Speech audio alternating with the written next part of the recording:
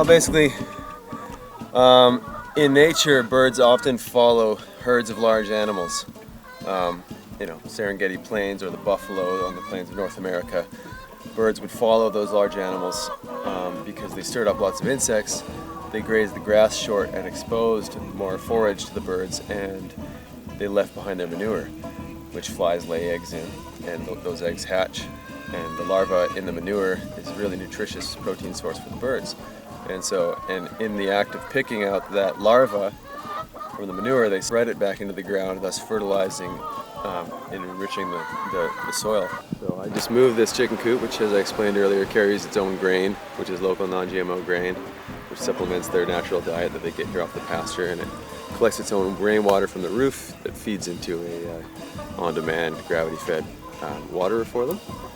And as you can see in the background, this is a pretty poor pasture, also because we've had a drought for the last 3 months, no rain. And this is our poorest soil right here, so this is kind of a spot I'm working on. It's been intensively grazed by the horses. You can see there's manure everywhere. So these 150 chickens, which are actually rescues from a battery farm, and now they're learning how to be real, natural, happy chickens on pasture, are going to get out here and start spreading this manure around and amending the field with their own manure. And I hope that this field will be a lot richer and greener next year as a result. That's basically the gist of it. And the chickens end up being a bit of a pasture sanitation measure too, because they spread out the manure and they eat all the fly and parasite larvae, thus reducing the need for chemical dewormers and that sort of thing.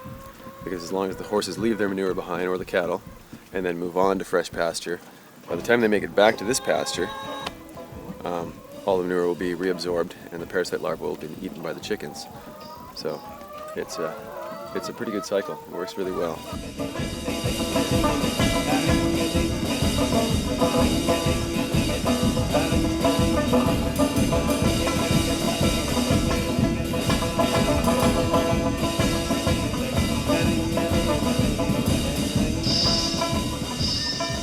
Hey there, it's fall on White Crow Farm. The undeniable truth of it came this morning with the first frost. A lot of our vegetation in the garden here is dying off, and we're making preparations for the fall. Lots is going on here. Yeah, we're getting ready to plant garlic and doing a lot of mulching and composting right now. Getting ready for basically putting the beds to sleep, and doing a lot of cover cropping as well, setting up next year's garden.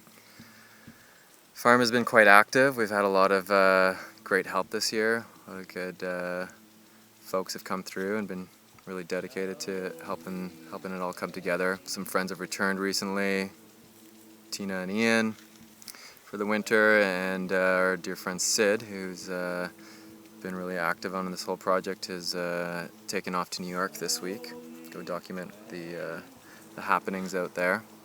Stay tuned for that. Otherwise, yeah, things are feeling good here. It's been a really good momentum, and we've really appreciated everyone's support in this project, and we're excited to proceed and carry on and hearing back from you.